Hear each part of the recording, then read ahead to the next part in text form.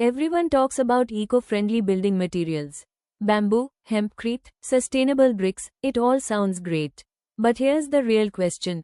Can you actually find these materials in India and use them in your house? I decided to find out. Hello and welcome to Build It Sustainable. In this video, I'm not just explaining materials. I actually tried to find them, like a real homeowner or builder would. And what I found might surprise you. Let's start with the easiest category. Materials that are actually available. One of the most practical options is fly ash bricks. These are made from industrial waste and are already widely used in India. The interesting part is, you don't need to search for a big brand. Most regions have local manufacturers. For example, companies like Mota Cement in Indore or Sunwick in Karnataka produce fly ash bricks at scale. But even beyond these, you'll find many small suppliers in your own city.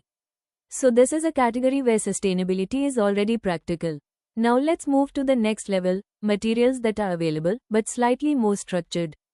AAC blocks. These are lightweight, more uniform, and provide better thermal performance compared to traditional bricks. Here, you start seeing more organized supply. For example, companies like Ecogreen Bricks supply AAC blocks in multiple regions. But here's the catch. Even though the product is standardized, availability still depends on your location. Transport cost can also become a factor.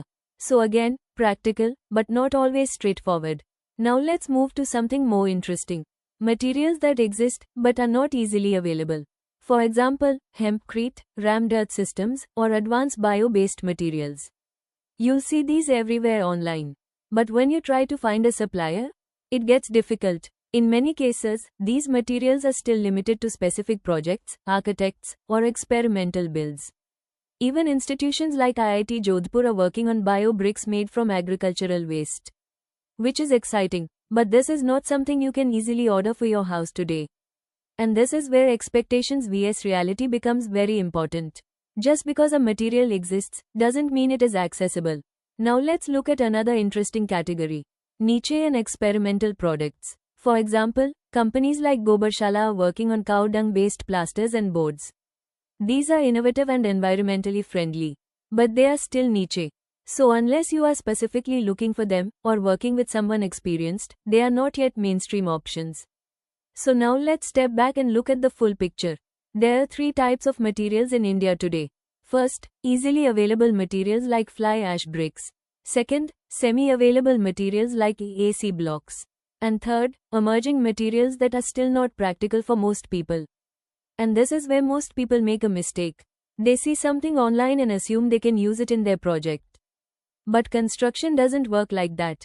Availability, cost, logistics, and local expertise all matter. So if you are planning to build a home, here's a simple approach. Start with what is locally available. Then explore better alternatives within that range. And only go for advanced materials if you have proper support and access. Because a material is only useful if you can actually use it. And that is the reality of sustainable building in India today. In the next video, we will take one material, fly ash bricks, and break it down completely. Are they really better than traditional bricks, or just another trend? If you found this video useful, subscribe to Build It Sustainable for practical insights that actually help you build better. Let's build smarter and build sustainable. Thank you for watching.